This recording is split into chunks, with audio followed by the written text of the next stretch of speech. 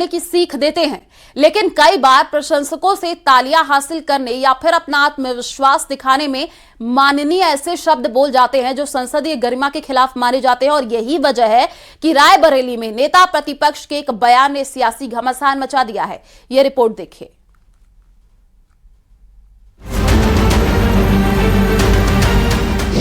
राहुल गांधी का विवादित बयान, सूबे में मच गया सियासी घमासान। गहलोत बोले, राहुल ने दिया देश की भावना को स्वर।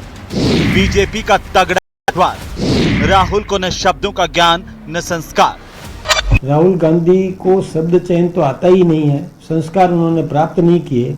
उनके वरिष्ठ नेताओं ने शायद इसी प्रकार की बात उनको सिखाई है। अगर स्थिति बिगड़ गई, लोग सड़कों पे आ गए तो देश का क्या होगा, वो चिंता मोदी जी को भी होनी चाहिए। नेता प्रतिपक्ष राहुल गांधी ने अपने संसदीय क्षेत्र रायबरेली में प्रधानमंत्री और गृह मंत्री पर ऐसी टिप्पणी कर दी जिसे लोकतांत्रिक भारत स्वीकार्य नहीं कर, संसदीय गरिमा अनुमति नहीं देती। इसके बावजूद पार्टी के सिपहसालार अपने नेता को जस्टिफाई करने लगे। दरअसल राहुल गांधी का विवादित बयान उन्हें अपनी वफादारी साबित करने का मौका दे दिया, वो मौका जिसकी उन्हें सख्त दरकार रहती है। 2 बार सूबे की कमान संभाल चुके अशोक गहलोत ये जानते हैं कि अगर कांग्रेस भविष्य में कभी सत्ता के करीब पहुंचती है तो तीसरी बार गहलोत को प्रदेश की कमान तभी मिलेगी जब उन्हें आला कमान का आशीर्वाद प्राप्त होगा।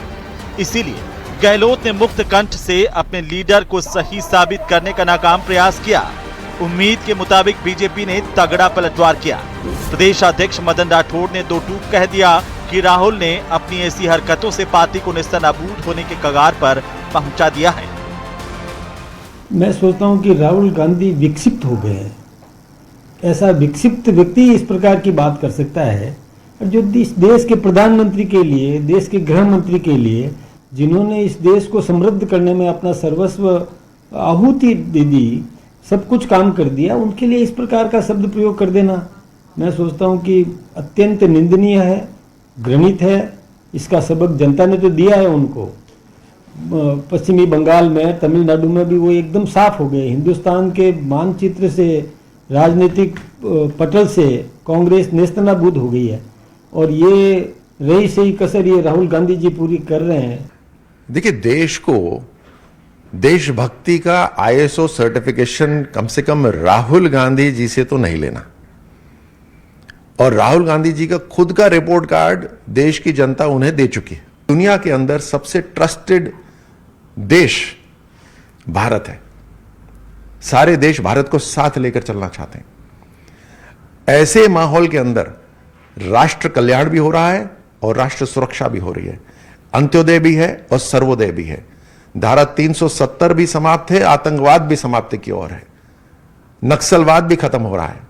तो प्रधानमंत्री मोदी जी का नेतृत्व, अमित शाह जी का नेतृत्व, ये देश के कल्याण के लिए पूरी तरह समर्पित उनका जीवन है। राहुल गांधी देश में एक बड़े आर्थिक तूफान आने की भविष्यवाणी करते फिर रहे हैं। इसी मुद्दे पर वार पलटवार जारी है। आरोप प्रत्यारोप अपनी जगह, लेकिन एक बात तो तय है कि 28 फरवरी को जब ईरान पर हमला हुआ और होर्मुज की खाड़ी बंद हो गई तो पूरी दुनिया में तेल की सप्लाई चेन टूट गई, क्योंकि दुनिया का 20% तेल इसी रास्ते से आता था। इसीलिए इसके बंद होते ही ग्लोबल मार्केट में हाहाकार मच गया। भारत के मुकाबले पाकिस्तान, नेपाल, श्रीलंका में ईंधन की कीमतों ने आम आदमी की कमर तोड़ दी है।